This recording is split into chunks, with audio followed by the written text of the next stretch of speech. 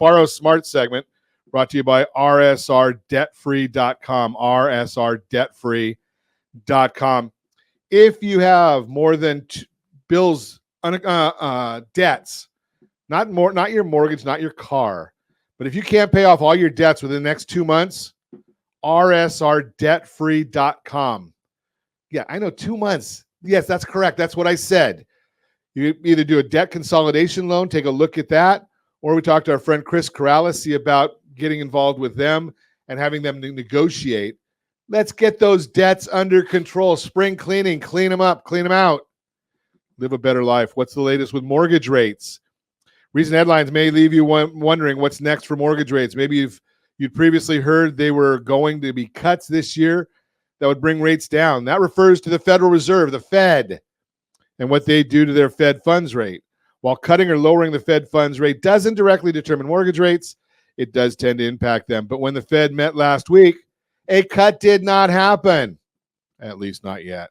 There are lots of factors the Fed considered in their recent decision, and most of them are complex. But you don't need to be bogged down by those finer details.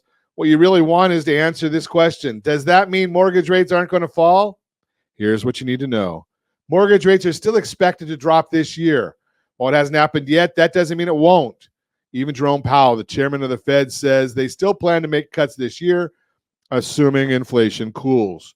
Quote, "We believe that our policy rate is likely at its peak for this tightening cycle, and that if the economy evolves broadly as expected, it will likely be appropriate to begin dialing back policy restraint at some point this year," unquote.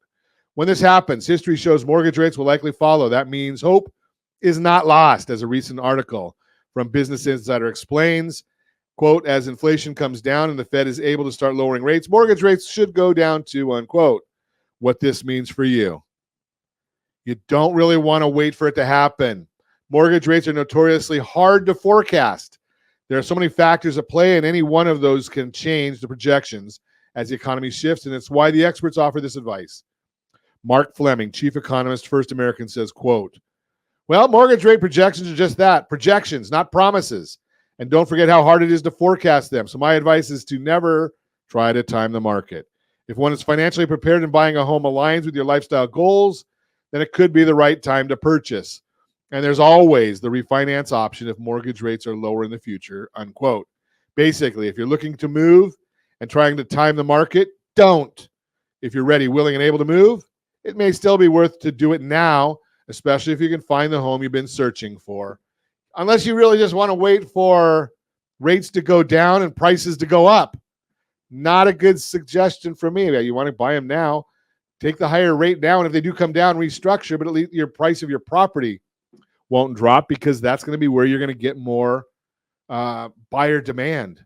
That's the Mortgage Minute, brought to you by our friends at, that's the Borrow Smart segment, brought to you by rsrdebtfree.com, rsrdebtfree.com.